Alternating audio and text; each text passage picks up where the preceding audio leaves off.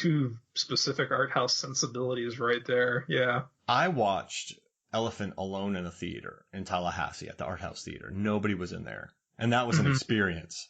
Woof. Yeah. Oh, man. Yeah. But I guess going back and sorry to go into that tangent, and I hate going into people kind of making comparisons because it's an easy way to do it. It's an easy way. What's that movie like? Oh, it's like this. Oh, okay, cool. It's just like, but even explaining this is kind of tough to people. Two friends stab a dude. One guy stabs a dude in the neck, and then they hide it, and they're all paranoid. Then the other kid becomes a murderer, and then there's a big sword fight at the end. Yeah. Well, it's not even a fair fight because, Zach doesn't even have anything. He gets it knocked out of his hand. It really is kind of like, I don't want to call it a slice of life movie, pun intended, but. Oh, an A+ slice of life. But it is kind of like one of those movies where just like this stuff, these guys are friends, this stuff happens, and it just irrevocably changes the dynamic of their relationship, as it would, I think, if this happened to anybody at any age, it would change, the dynamic of their relationship. And I think that's what the film kind of really gets in a big way is that awkwardness, you're complicit in this thing together. And what does that do? Like, how do you overcome that? Can you overcome something like that? Mm-hmm. And when you're kids, the smallest thing can blow a child's world up. It's just like, I can't believe you did that, Dad. It's just the littlest things can set them off because that's what's important at the time. You say they're little, but if kids at school see your dad, I don't know, making you shove Listerine into your backpack, I don't know. Like, they're just going to make fun of you, right? It's world changing. So then you have a murder. Do you think, okay, I don't think Josh meant to kill Daryl, but Josh, it went in his neck. What do you think? I think that's one of those questions, Mark, because that we'd already kind of established that Josh didn't like Daryl. He called him a douchebag to Zach, and was kind of like the thing about I don't like bagel bites, they burn my mouth. And when Daryl's trying to like pinch Josh's brother's weed, he doesn't like that either. It's just all this stuff that seems to be irritating Josh about Daryl kind of having to be there. And I have a feeling that kind of swelled up when they were out in the park doing, chopping up milk cartons with the sword. Oh, it's such a bad idea, but kids think it's amazing.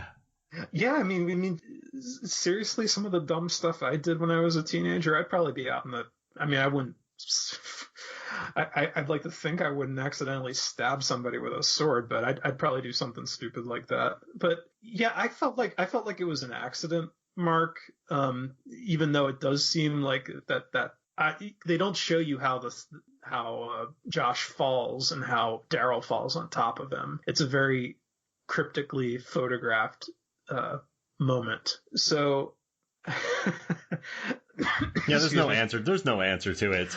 I feel like the way Josh was like, he's in tears. He's got snot coming out of his nose when Daryl gets up and runs into the woods. I think Josh genuinely didn't mean it, and it just happened. Yeah, because he's tore up over that. The one who deals with it the best is Charlie. Sawyer's a Charlie is a little gangster, man, playing Minesweeper. Internalizing and not caring. Talking on his sneaker phone, yeah. That what do you think of that, Mark? Because he's a middle school kid who doesn't really. It seems like he doesn't really know the other guys that well, but like maybe they've hung out a few times. Actually, no. He introduces himself to Josh. Yeah, when they meet. I go to the middle school. Yeah, at the gas station. So maybe Charlie knows Daryl or something. But I was wondering, what do you think of the fact that Charlie doesn't quite have the same, paranoid, over the top I don't want to say over the top, but just, why doesn't he seem as affected by this whole thing as the other guys do? All right, Zach is very emotional. He's very empathetic. He is very sensitive. So that's sensitive boy with his pink cast. That's right, sensitive boy with his. He picks the pink cast. He's just a sensitive boy. And then you have Josh, who internalizes, so you don't quite know what's going on in there. And I think maybe Daryl or Charlie, my apologies, Charlie, he seems to have a really nice house. Maybe he has a normal family. Maybe he just grew up completely different from them. Maybe he doesn't, he doesn't have as much empathy, which he shows, but then he also doesn't internalize. He just seems like a kid who does not want to go to jail. It's very mature for a middle schooler, but he doesn't care about it. It's it's very River's Edge, but he doesn't have the qualities of Zach or Josh. So I think everyone will deal with these situations differently. Yeah, I agree with that. And I actually had a thought of the fact that, of the three of them, well, I guess of the two of them, between Josh and Zach, Josh plunges the blade in and Zach pulls the blade out. Mm-hmm. Charlie doesn't touch anything. And I wonder if Charlie feels like he's kind of on the outside of it because yes, he was there. Yes, he saw it happen, but he wasn't like actually handling the body though he does there's a great moment where, after Daryl falls in the woods and Zach's trying to cover him up with leaves, that Charlie off screen says, "Hey, you guys," and they turn to him like, "Oh my God, is this kid going to snitch on us or something?" There's that look of terror in their face. Is this over? Is this all over now? And Charlie holds up the sword and says, "We should hide this." Yeah. So maybe it is what you're saying, Mark, about it's more so that he just lets it roll over him or whatever, roll off his back kind of, and just wants to move on with his life. And yeah, and he just doesn't have the Zach or Josh qualities. Yeah, I love how Zach is all the soundtrack is blasting Black Flag's Nervous Breakdown as Zach is riding to the middle school to talk to Charlie, and Zach is looking all crazy, and he takes Charlie aside and tells him we gotta come up with a story, Josh didn't come to school today, and Charlie's like, well, so what, Yeah. And then there's this great close up of Charlie looking right at the camera saying to Zach, if anybody asks, we're not friends. Yep. If anybody asks, it's too late, right? Isn't that what he says? Yeah, Josh says that. Oh, Josh says that. If anybody asks, we're effed. Yeah. Yeah. Yeah. Dude, Charlie's he's a gangster. Yeah, and that's it. In the unfortunate circumstance of ever being in a situation like that, I would want to be the Charlie character. I have a feeling I'd be more like the Zach character than Charlie, but yeah. Going full Willem Dafoe and Antichrist? Oh, gosh. God, yeah. Hey, so how about this? Let's take a quick break, and then when we come back, we will talk more Super Dark Times. We'll be right back.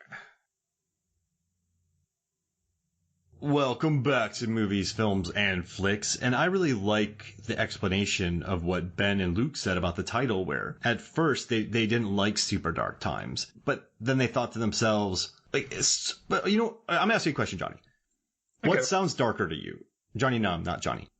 If I say, hey, Johnny, I'd be from Desert Heat, and I'd be Jean-Claude Van Damme. Hey, Johnny! Directed by the dude who directed Karate Kid. So Desert Heat is a movie with Jean-Claude Van Damme in 1999, directed by the guy who directed Rocky and Karate Kid. And he's just it's a kind of a loose remake of Yojimbo, and it's horrible. But he's like, hey, Johnny! And he always says, hey, Johnny! This movie. Oh, sorry, go for it. I like it when you use my fake last name, Mark. I feel kind of naked when you just use the first name. Yep, Johnny Numb. But you couldn't have JCVD saying that. Johnny Numb! Hey, Johnny! All right, so what sounds darker? Dark Times. Wait, Dark Times. Or Super Dark Times. I think Super Dark Times sounds darker. Really? Because I guess for me, I'm thinking about hyperbole. I'm thinking about, those are some super dark times, bruh. Those are some super waves, bruh. That's the way I read, and that's the way the writer said it, because they thought that there's a little bit of hyperbole in there. Let me find the quote. It sounds casual, almost dismissive. Hey, what you gonna do? These are some super dark times. What you gonna do? It's some super dark times. It acknowledges the truth, but with a sort of youthful resilience that almost negates the darkness. That's what they said about Super Dark Times. So was their original title Dark Times then? So they said, I think it's Super Dark. What I think it was. I don't know if they had Super Dark Times. They had a couple titles that they were waffling between. But I just like that. What are you gonna do? There's some Super Dark Times. It just seems really. I like the hyperbole. I like the 90s-ism of super. It's Super Dark Times. It sounds like a good time, actually. There's some Super Dark Times. And we're gonna have some dark times. he went through some dark times, Johnny Numb, or he went through some super dark times, Johnny Numb. Like what's based on how I talked in the 90s, like, hey, that's not just awesome, that's super awesome. That's fetch. Yeah, exactly. Samesies, Mark. Yeah. But no, that's what I was kind of thinking. It was like you said, it's another 90s-ism, and I thought that was kind of perfect. I mean, when I first heard of the movie and heard the title, I was like, what the hell is this? Super dark times. Okay. Okay, boomer, or whatever. It was just kind of like, what the hell is this? And then when I watched it, I was like, I thought it was kind of perfect. Dark times sounds like that movie Dark Skies from years ago. It also sounds like that Jim Carrey movie from a few years ago, Dark Crimes. It's like there's too much with just plain, the Dark Half, Dark Shadows, the Dark Tower. There's just too much stuff with just dark right there in front of you. The first thing you see is dark. Why not put that super in front of it to, distinguish it a little bit? Super Dark City. What would that movie be like? For the Super Nintendo, yeah. What would that be like? Super Dark City, starring Rufus Sewell and Jennifer Connelly. This summer, Kiefer Sutherland's a super dark doctor in a super dark city. There will be piers, there will be weird aliens, and there will be time things. Super Dark City, playing now. I would like to see release the Proyas cut of Super Dark City, please. Yeah. Super Dark City. No. Because you can't have just Dark City. That doesn't sound right. You got like Fool for the City. You got to have Super Dark City. Yeah. I mean that sounds more 80s though. Yeah. The way you were singing there, that sounded more like an 80s ballad kind of. Okay, give me a second. Super Dark City. Wait. I need to do a grunge voice. Wait. Don't call me daughter. Super Dark City.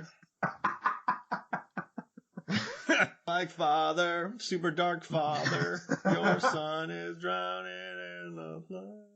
With the lights out, it's less dangerous. Here we are now, super darkness. I can see where I'm going. Where am I super now? Darkness and contagious. Where?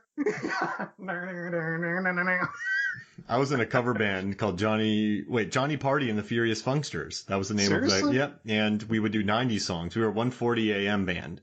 And so when it was 1:40 a.m., we'd go on when everyone was drunk and we'd do our set list.